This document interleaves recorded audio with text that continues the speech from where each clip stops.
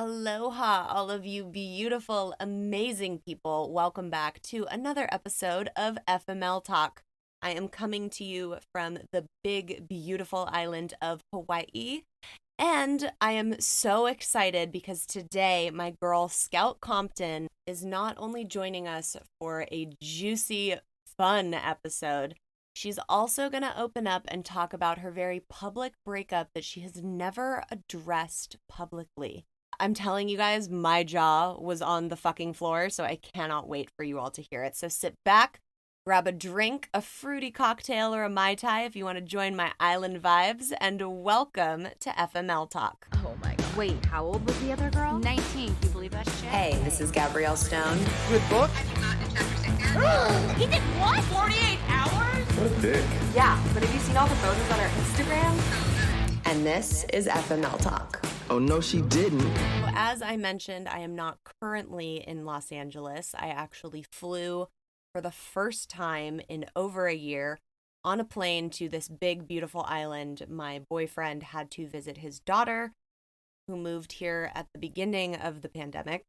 And the last time he came out by himself, and this time it was like, I really need to get away and get some fucking writing done. So we made the tough decision to take the trip together. We got tested in LA before we left, and we got tested right when we landed at the Kona airport. And it felt really safe. Delta is great, and they keep a middle seat blocked out. The plane was only at half capacity, if that. And for all things considering, it was a safe and successful journey out here.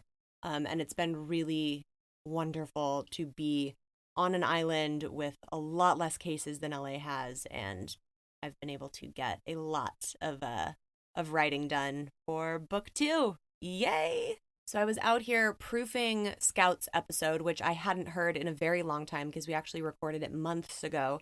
It's just now finally coming up in the lineup queue. And so I got to listen to it with some fresh ears, and it's so much fun. I can't wait for you guys to hear it. But we touched on a couple topics that really resonated with me, and I think they're important enough to do a little mini deep dive into before we get into the interview, because I don't think they're really talked about enough, and I want to shine some light on them. So as I mentioned in Scout's interview, she comes on to share her side of a very public breakup that she never has gone on record talking about her feelings and her side of the whole story. And through that, we ended up touching on the fact that it's okay to hold love for someone that once held space in your life. I think there's such a stigma around when you break up with someone, you either have to hate them or you're not supposed to talk, especially if you're in a new relationship, or you have to have certain types of feelings around them. And I think it's really important to take note that it's totally okay and healthy and valid to have love for somebody that once held an important place in your heart or in your life. I mean, even looking back at all of my relationships, my ex-husband, before, everything epically hit the fan and exploded, wasn't that narcissistic person that he turned out to be. The person that I met, that I spent a very good amount of time with and created a life with and created these memories with, that is still valid for me to be able to hold space for that in my life. And whether or not I care for him now as a human being or agree with the way he's done things or handled things, it was still 5 years of my life, and it's crazy to think back on because I'm so disconnected from so much of it, but it was a big chunk of my life, and I went through some big life altering important moments with that person. So although I don't have any love or respect for the person that he became and the road that he chose to take, especially in regards to his wife, I still can look back and have love for the person that I met before he went down that deep, dark hole. The person that his friends and the people that we knew and ran in the same circles with loved just the same as I did. And to really still validate the fact that that person had an impact on me and had an impact on my life and is a big reason I learned a lot of fucking life lessons moving forward. So, looking back on my marriage, it taught me what gaslighting is in the long run and what the giant red fucking flags look like when you're in a narcissistic relationship, and to not give myself up for somebody else just because they're uncomfortable in the way that my life plays out or my job or the things that I do, and to really not lower myself to make someone else comfortable. And I think that's so important for people to hear. So I'm going to fucking repeat it right now. Do not lower yourself to make other people comfortable. Go find the people who love your bigness. Go find the people who want you to be as massively big as you can be, and stand in that epicness. And until someone comes along that can match that and add to that and embrace and love that, be alone and fucking do you. Because it is not worth diminishing what you have inside your soul that the universe wants you to see and be in this world to make somebody else comfortable. That's not what we're fucking here for. And, you know, looking back on my relationship with Javier, I mean, he was the catalyst of me going on a fucking life-altering journey and healing one of my biggest trauma wounds of abandonment and feeling terrified to be by myself. And I'm so incredibly grateful for that. If it wouldn't have played out in that exact way, I would have never forced myself to go solo travel. And that was ultimately what made me jump into the deep end and realize that I could fucking swim all by myself.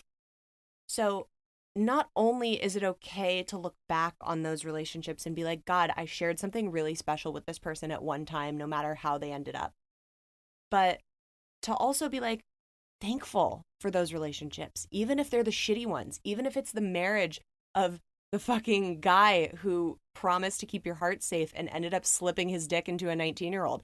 Like, I'm still so thankful for that relationship because it taught me so fucking much.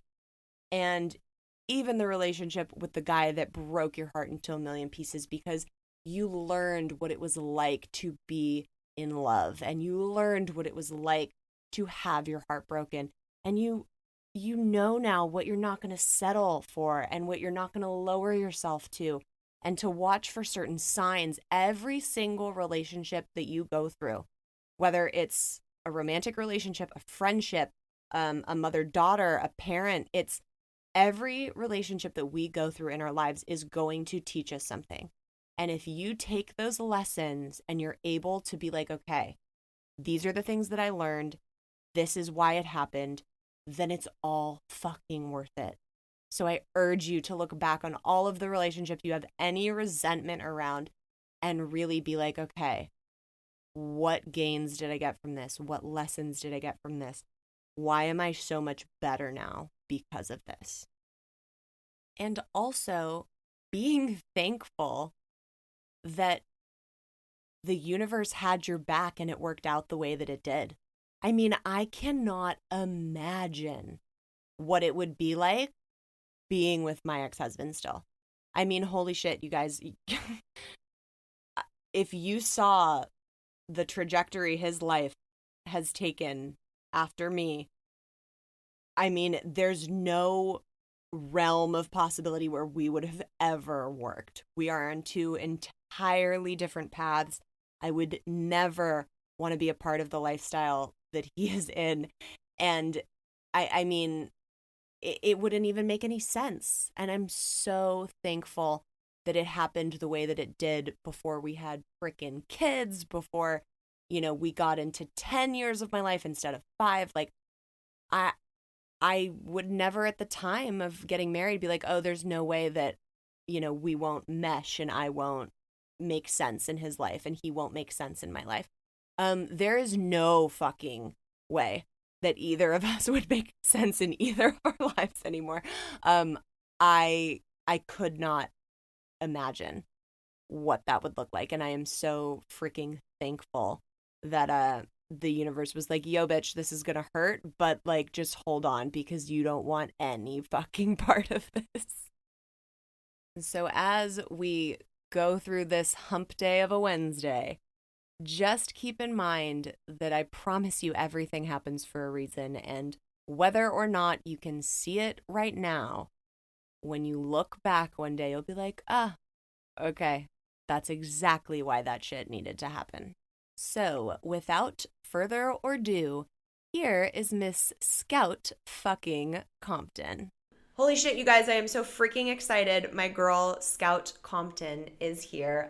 You will know her from your TV screens in Rob Zombie's Halloween, where she played my mom's daughter, so she's technically my sister from another time.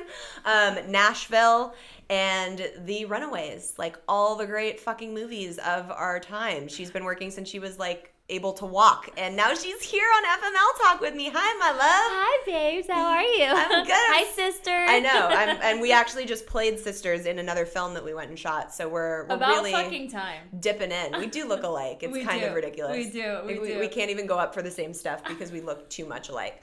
So I'm so excited that you're here. Yes. Mostly because I know you have some crazy relationship stories that I'm so excited to talk about that you've never talked about before. But before we get into that, Scout was the person at my book launch party who like kind of introduced me after she read my book, and you read it on the way to London, right? I did. Well, I read it on the way to Germany. Nice. Yeah, I was doing a convention in Germany, and it was so funny. Like when you told me that you wrote this book, I'm not the biggest reader.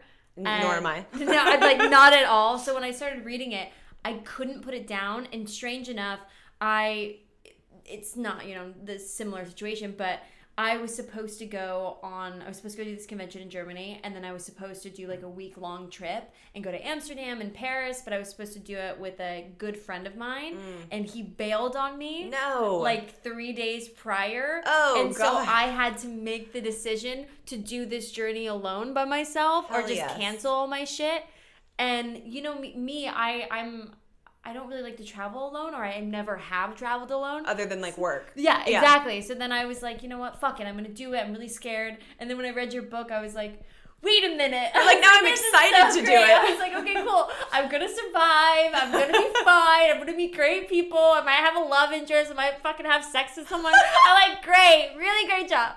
I love it. Yeah, oh my God, really that's amazing. Funny. It was nice. It was nice. It was comforting me. But I read it the entire flight, and I finished the book. It was so good. I love that. What a great way to start your fucking solo journey, dude. Seriously. Did it make you want to travel alone in the future? It did. I mean, honestly, like I like that's a big fear, and it's like a big thing that like like sets me back is like not wanting to, like being like really shy and insecure and not wanting to do things like alone, Which is so weird because you're so not who I would think of as shy as insecure. I know everybody says that, but I think it's also helped me like when I'm I started this business when I was 9. Yeah. So it's like you've had to grow up to put on this like sort of armor and persona. Yeah. And like I can make everybody else feel comfortable, but inside maybe I'm like fucking shitting myself. You That's know what I'm wild. saying? So, but especially with that, like that, Yeah. Going to eat alone, going to like see a different like country, a place alone. Yeah. Like that was just like It takes getting used to. It took me a while to eat alone by myself and not be like, what the fuck? yeah, and like look around. But like I know like but I met so many people. I met so like instantly as soon as I got to Paris, there was a guy that was driving me to my hotel, and he was like, I'm meeting up with a couple of friends. Would you like to come? So I said yes, which usually I say no. You know what I'm saying? So it was, and a lot was because I read the book, and Yes. I saw you saying yes and not being fearful. That. And I was like, okay, you can do it too. You can do it too. You can do it. So did you ever, because one of the questions I get all the time is, didn't you feel unsafe traveling as a female alone? Did you ever have any experiences where you felt unsafe? No, I didn't. I actually had no feelings like that whatsoever. Yeah, which is surprising. I think it's a big misconception. Mm-hmm. I mean, I remember when I was flying over to Europe, all I knew about hostels was that there was a movie and people get brutally murdered in it. Yeah. And I was like, what do you mean I'm going to go stay in a hostel? Yeah, no, that's true. Like I stayed at Airbnbs. I feel like if I one day I'll venture out. Well, yeah, that's like the full immersion experience. But that's also like that's like another like insecurity thing. It's like if that's like everybody is there and there's so many people and you don't know anyone and you have to talk. Yeah, but you would fucking love it, dude. It's like adult summer camp. I think I would. I think it would take me a bit to warm up, but I think I would really like it. Yeah, it's you got to do it once in your life. It's meant to be. Okay, so I want to get into your biggest relationship FML story. I'm so fucking excited to hear this, you guys. She kind of told me what she was planning on sharing on this episode before we started recording, and I was like, oh my god, stop talking, I can't wait to hear it all.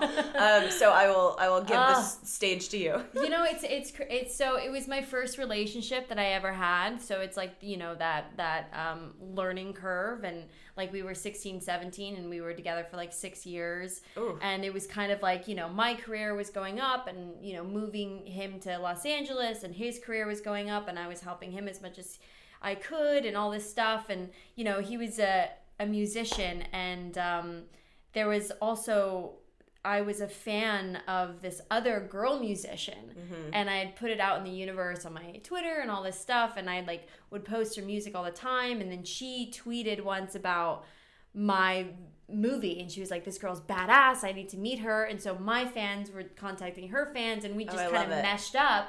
And then we, you know, like meeting my hero, like I adored her, I loved her. And so we became really fast friends. Are we going to go into real names, or are we going to give them surnames? Because you know me, I do surnames. I mean, it's so crazy because, like, I mean, it's still, like, a common thing on my Instagram. Like, I'll always get tagged, so people know exactly what I'm talking about. Okay, so it's up to you. I'll leave that to you. Maybe I just won't say their names. Okay. They know what's going on. But yeah, so, you know, that... It was like a best friend kind of girl power relationship, and unlike you, like I'm more like friends with guys than I am with girls, so it takes me a long time to like get like comfy with a girl, and like that was like a relationship that happened pretty fast.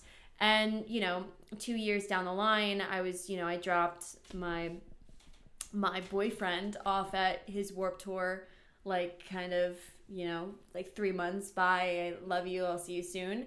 And I could tell something was off and weird, and she was also on the tour as well. Oh. And so like 3 days go by, you don't hear from your partner, you're like, what's going on? Well, especially in this industry, it's like you're supposed to be texting morning, noon, and night to check in. Exactly, FaceTime, something.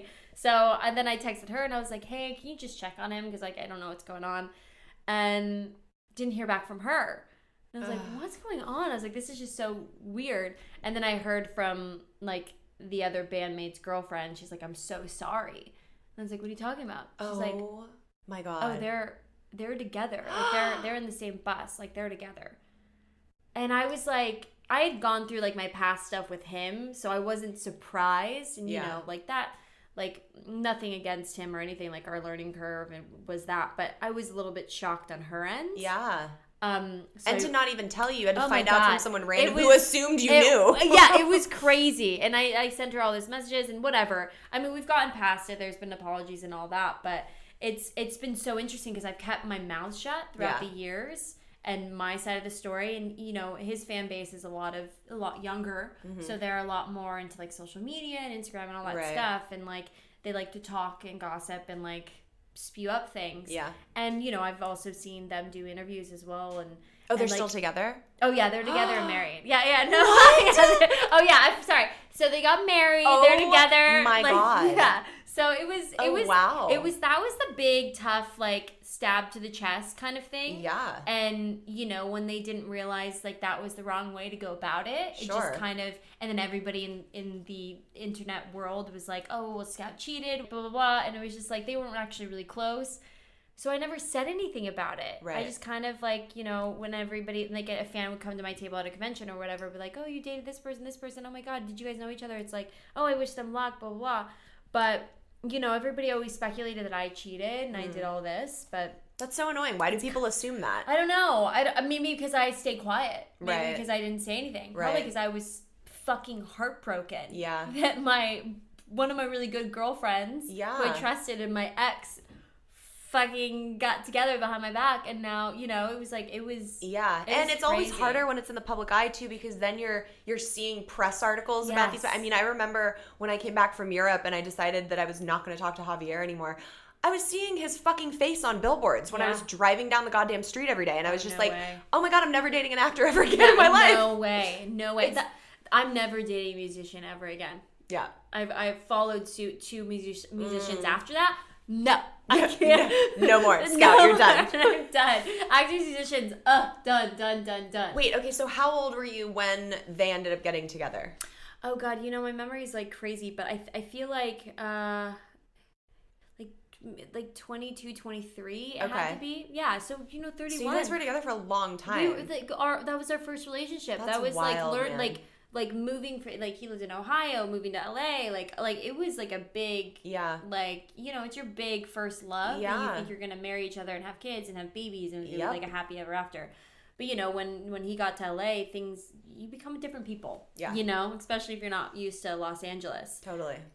So I think I'm very happy for them now. But it's just like it was a hard kicker. Yeah. How long did that take you to kind of feel like you had gotten past it? I feel like I never really got past it like right away. I kind of just like jumped into like another relationship to kind of like mask the feelings of it all. And then I kind of took all that baggage into that relationship. Yeah. And that relationship, I was like, ooh, shit, I'm in the wrong here. Like, this is bad. I didn't, take the time to heal and do all that. And I feel like healing and, like, whether that's going on a fucking adventure and soul-searching yourself, I feel like it's, like, a really, I can't say this enough, it's a very important thing to do for yourself. Yeah, before you can give yourself to someone. Yeah. Whether what age that is. And I feel like if you are able to do it sooner than later...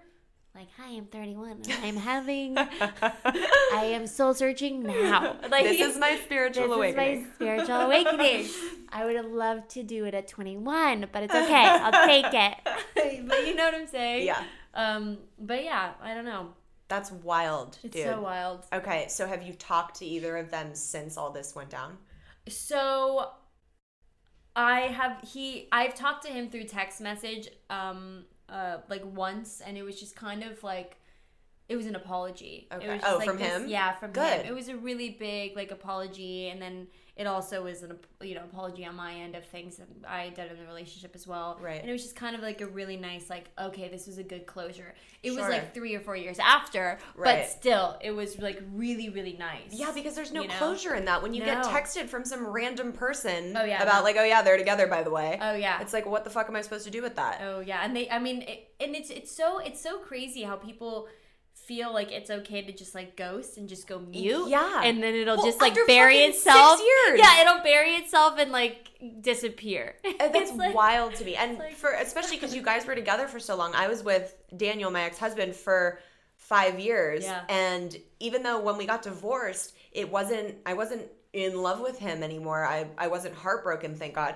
But like that was my person for so long. And it's like, what do you mean you're just gonna not have this fucking conversation and we're not going to talk through this? Like, it becomes your best friend after a while, and it's like there's no closure in that. Dude, how do you just do that? I'm a big person on communication. You have got to communicate with each other, whether it's good or bad. Yeah. Like the person that I'm talking to now, it's like you need, like, he said something to me the other day. He's like, I found that strength. Like, if I need to be an asshole and tell someone I'm not interested, or like I can see that this person is growing feelings and I'm not, you have to. Yeah. You have to be an adult and be able to say, like, I'm sorry, I don't see this going anywhere. I really like you as a person, but like we need to end this kind of thing.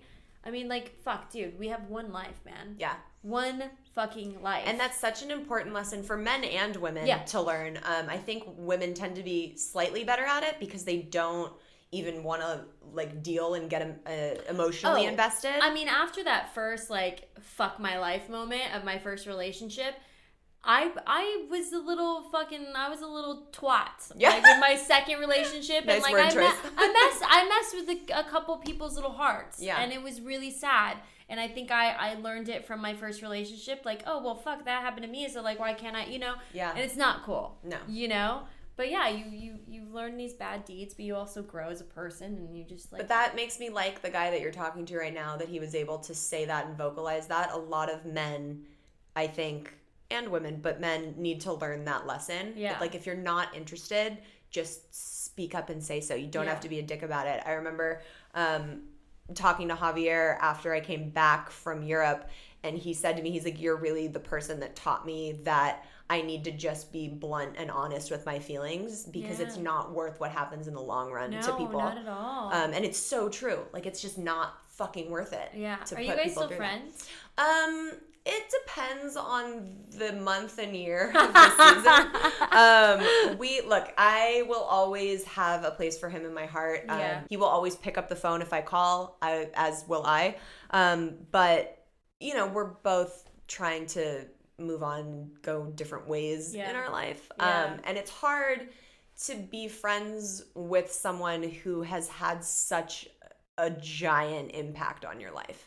Okay, we are going to take a quick break because I have some news. You guys, I'm so excited when Thrive Cosmetics reached out to partner with me. It was such a no-brainer because I had already been using and loving their products. I not only love them on a makeup level, I love what the company stands for. Not only are they 100% vegan and cruelty-free, Thrive Cosmetics really gives back, which is what I love about this company.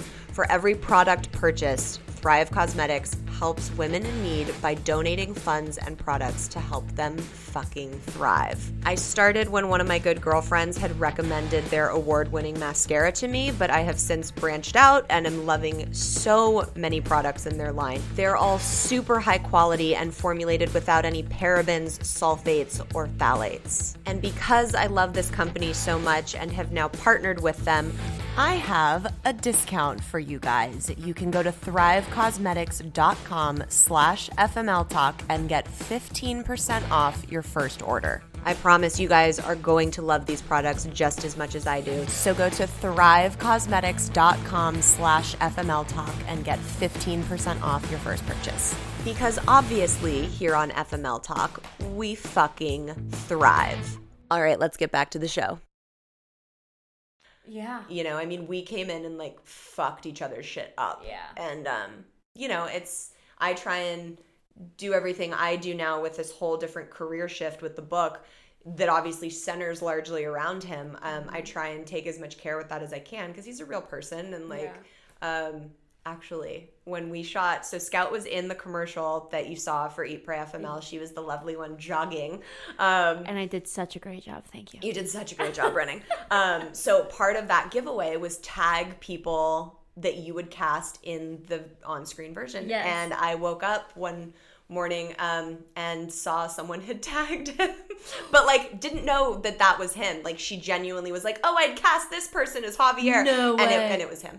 Yeah. And I deleted it obviously for like privacy reasons, but it was hysterical. Like I was like, oh, that's very fucking spot on of you. Oh my god, that's crazy. Yeah, it was wild. How nuts is that? Insane. Oh my goodness.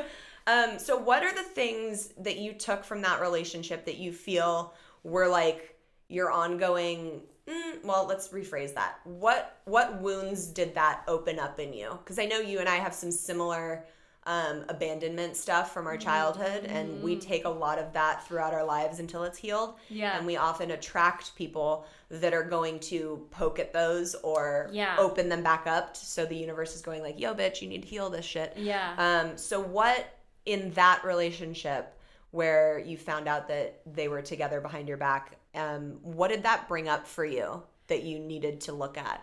You know, it definitely brought up the fact, well, there was a lot of other red flags during the relationship. Ooh, and a lot of... We'll go back to that. Yes. There was a lot, which I'm definitely that type of person that forgives and forgets like it never happened. Right. It never like occurred and you're perfect and yes, of course, like I don't want to deserve heard about that. it anymore. And yeah, it's okay. Like of course I deserve that. It's okay. But like it strike this big thing of like being codependent. And like, oh wow, like you don't need like a relationship and you don't need toxic people and you don't need that, you know, to feel like you're loved or to feel like you're wanted in the world kind of thing. Yeah. I mean, I do come from like a very strange home life. So, you know, that's been like a big dynamic that I've faced in my entire life to like kind of like heal from and understand that. And I didn't know that I was like latching onto my relationships. I mean, you know, this is like the first time I've been single this is only 3 years. Yeah. It's the first time, like 3 years, single, since Yeah. I was, knew what a relationship was at 16. That's not very long to be by yourself. No. And so it took me a while to realize, oh, why am I like latching? Why am I getting into relationships so easy? And like nurturing, I'm such a mom. Like I'll do for You're them such and a nurture and like be like, what can I give you? What can I do for you? Like, and then I'll just forget about myself, and then I'll be in the back seat like, oh fuck, like I would like to drive the car now too. You know what I'm saying? So so it's like it's a learning curve with like that relationship, with every relationship I have had. But that's definitely probably the big one. Right. It's like focus on yourself and don't be codependent. Yeah, no, don't be codependent. And learn how to like have a it's healthy. It's healthy not to like need someone. It's so healthy and it's so empowering when you finally are able to do that and realize that. To admit that? Yeah. Oh my God. I remember like I think I was like 26 or 27. I was like, oh shit. Yeah. I thought my whole entire life that I needed somebody. Totally. I don't. Okay, cool. Let's like need Scout now and let's love her and figure her out. It's wild. When I met my current guy, who Scout knows very well, Which Tay. I love. Tay, I love you. Everybody loves Tay. When I met him, I was like, no, I want to be by myself. Like, I don't want anyone. And, it's so annoying that the perfect person always comes right when you're like, no, fuck you. I don't want anything right now. Yeah. And it was really hard. Like, we had a long road of, like, up and downs because I was so wanting to, like, go travel the world by myself and, like, go live abroad for a year and just be by myself and do me. And it was, like, not working because he was like, oh, shit, but this guy. How magical is that? It is. It is. That's so magical that it worked like that. Yeah. It was really, like, universal timing and a testament to his resilience of what he's put up with from me. You're a fun one, so I can totally see. I mean, also him too, But I think like that's interesting that you said that because I feel like I'm that way right now. Yeah. Where I'm like the only way that I can say is like I'm like a man. I'm like I don't want a relationship. Oh, like don't get too attached. Like go away, go away, go away. Tone it down a notch. Yeah, like okay, cool, romantic stuff. Blah, blah, blah. When usually I'm like the lovey-dovey Pisces, or I'm like, nah, I love you, love you, love you. And now that I've like done this like 3 years of myself, I'm like, yeah. What are you doing? Well, it takes a while to get your feet wet again. Yeah, it's weird. I'm rusty. I'm very rusty. Well, that's okay. It's like, and now you have to just mesh the two together. Yeah, exactly. And it'll be a good balance. Okay, so what were the red flags that you saw? What was the red flags? Lying is a big one. Yeah.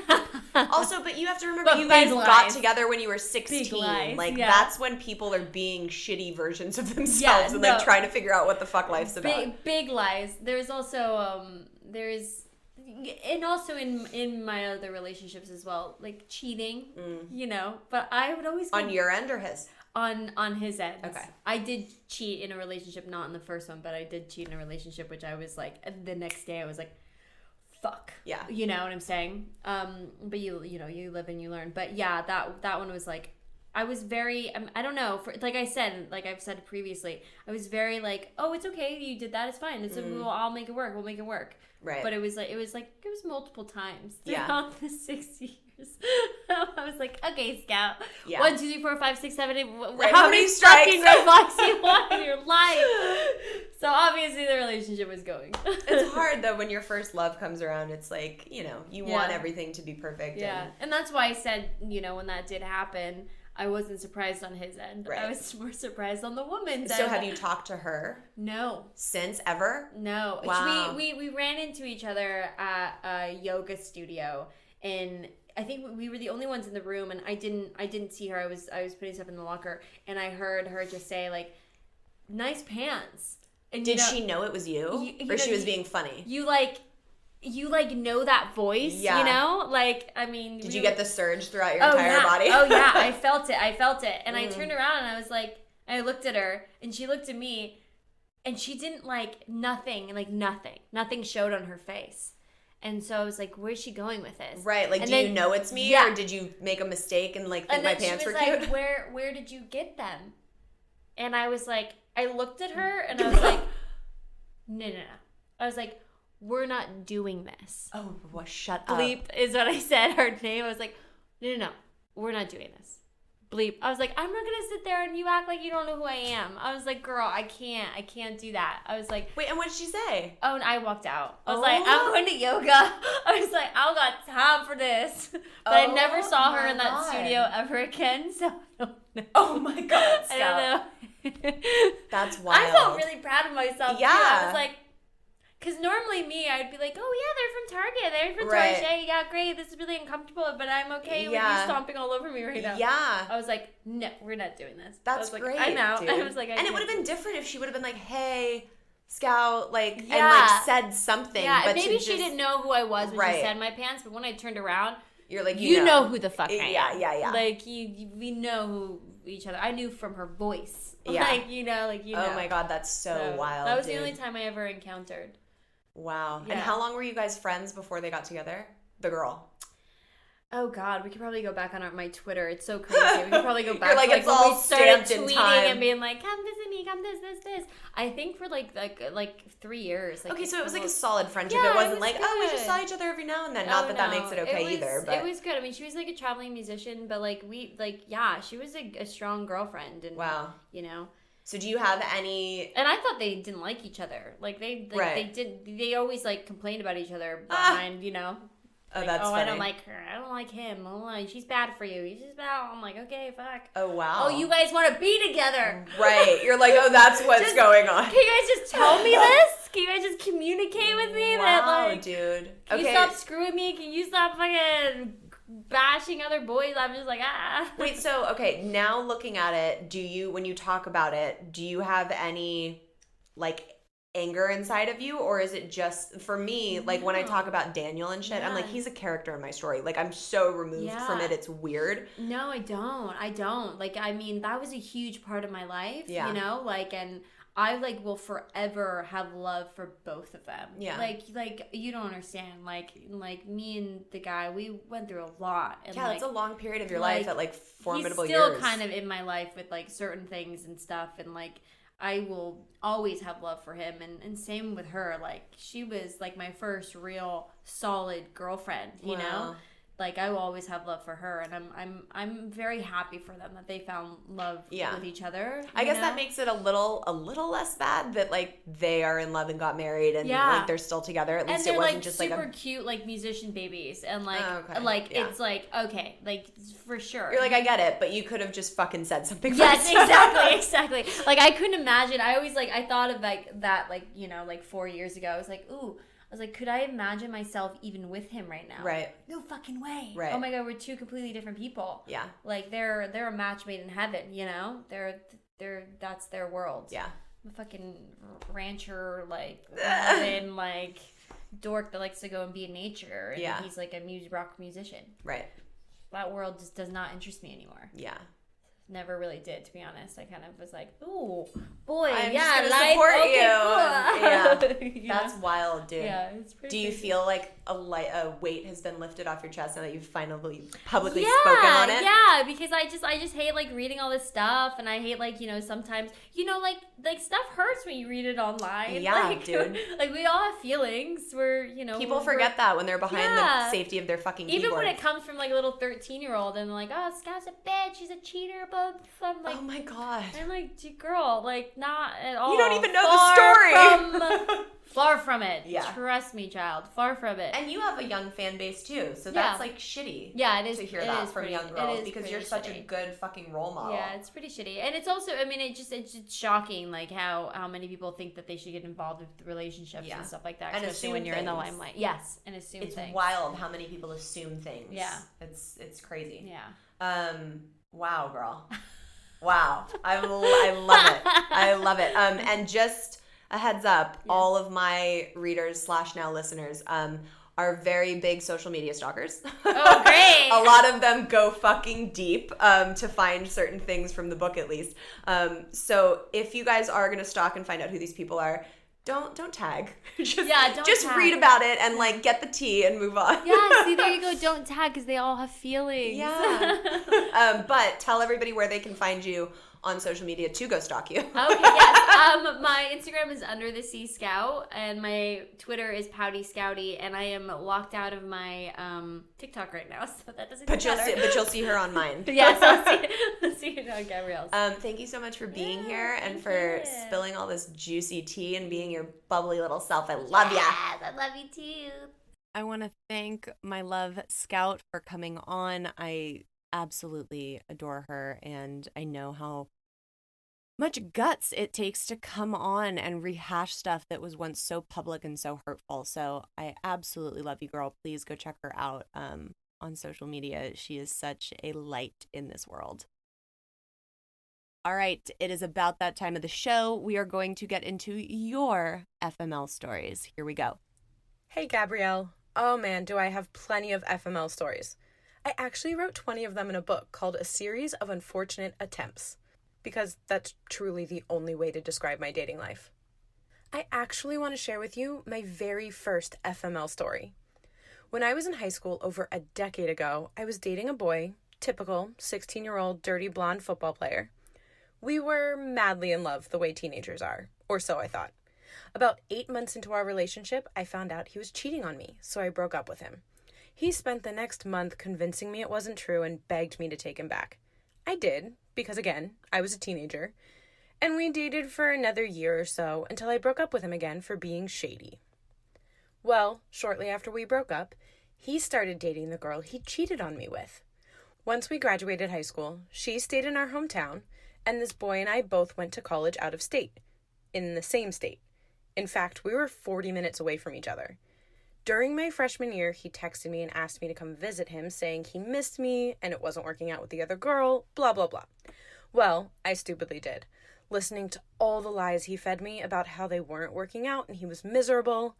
We started visiting each other, hooking up once he convinced me he was breaking up with her, and he even invited me on a trip with his aunt and his cousins. After about 2 months of this, I find out from social media that not only did he not break up with her like he said he was going to, but they got engaged. Well, I told him to fuck off, never call me again. It's been over 12 years since this happened, and I'm still learning of more girls he cheated on me with when we were together in high school. I'll be talking to somebody random from my high school years, and they will innocently enough tell me about yet another girl, thinking I must already know. I don't even care at this point. He's just a boy from my past because nothing heals like time. Oh, and P.S., the girl he was engaged to dumped him shortly after I told him to get lost. So I guess we both dodged a bullet there. Yes, Natasha. Okay, so Natasha wrote the book, as she mentioned, A Series of Unfortunate Attempts. You might have seen it on my Instagram story. I posted it a couple weeks back, and it is an awesome collection of FML dating stories that is very similar in the tone that I write, so I totally dig it, and you guys should go check it out. It is on Amazon. What the fuck is up with guys, well, I shouldn't say guys, I guess people in general, trying to maintain a side piece when they are in a full-blown fucking committed relationship? It's like, you're on the path, you're with the person that you're apparently going to propose to, and then you feel the need to call your ex-girlfriend from high school and not only convince her to start seeing you and like dating you again, but then you bring her around your family and shit. Like, they say don't shit where you eat, but like, bro, I will never understand why people think it's A, a good idea, or B, that they're never going to get fucking caught. Like, learn your lesson from all of the idiots that have come before you. Just wild to me. But I think you handled it like a fucking boss, and I am so glad he has just become another collection of your FML stories. Hello, Gabrielle. Thank you for having me. My name is Carly, and this is my FML story. So I was in a relationship for about 5.5 years with my college sweetheart, and we moved to LA. I'm an actress and a singer and impressionist, and he was in the tech industry. And so really, I never really felt supported by him because I don't think with his tech brain, he really understood my creativity or why I did what I was doing for a living. And one day I just kind of got fed up with being told that I wouldn't be good at stuff, or that, you know, what I did was not really his sense of humor. And it just really made me feel shitty and made me feel like I wasn't worthy, and I knew my worth. So I knew that enough to walk away from the situation. And about 3 months after I left him, I actually booked a series regular on a major network television show, which really taught me once you cut out toxic energy, amazing things can flourish and happen and blossom immediately after. And the kicker is that he wanted to come support me at a live taping for the show. And I said, all right, I have an extra ticket. If you really want to come, then fine. He showed up. My friend was with him, and he said, oh my God, I can't believe she actually did it. I can't believe she actually is on a sketch show. She always said she was going to do it, but he never really truly believed it. So then, of course, he asked for me back. And guess what I said? No thanks. And that's my FML story. Oh my God, girl. That story is fucking epic. Hell yes to that. I am so glad that you turned that shit around and chose yourself and knew what you wanted and what you were capable of. The best type of revenge is success and just utter happiness. I will never forget sitting in therapy with my ex-husband and him telling our therapist, well, she's never actually going to make it. So what does it matter? You know, like, why are we dealing with all this drama of me being uncomfortable with her on set? She's never actually going to get anywhere. And I remember being like, fuck, dude, I can't imagine being with someone that I didn't support and believe in. Like, why are you even with me? It was this like weird moment. And I totally applaud you for being like, no, dude, I know my worth. I know what my talent is and where I'm about to be. And for just choosing yourself and kicking ass, girl. Kudos. Okay, all of my listeners, if you want to submit an FML story for the show, we want to hear it. But some of you guys are submitting through the website and just writing out your stories.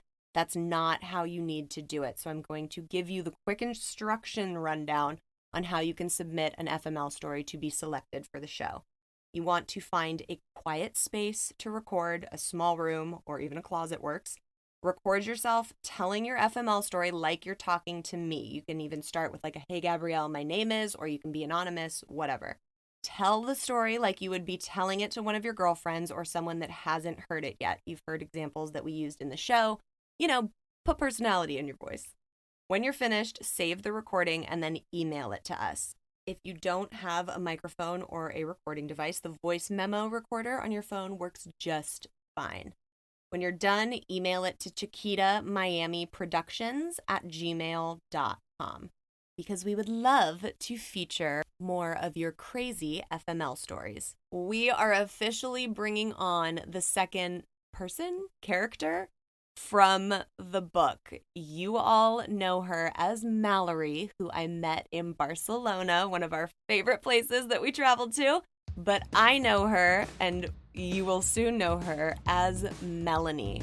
We're going to talk all things Barcelona, how insane it was for her to meet some random girl on the side of the street and end up in a fucking book. We're going to reminisce on all of the memories that we made. And of course, we will be talking about all the guys, which means Chris. This girl has literally traveled all over the world, and I cannot wait for you guys to hear this episode. I had so much fun catching up with her. As always, make sure you are subscribed so you never miss an episode. Keep up with us on Instagram at FML Talk Podcast for all the behind-the-scenes goodies. If you have not gotten some of your new merch yet, what the hell are you waiting for? You can get that and signed copies of the book at eatprayfml.com. And until next week, guys, have a few self-love cocktails on me. Cheers.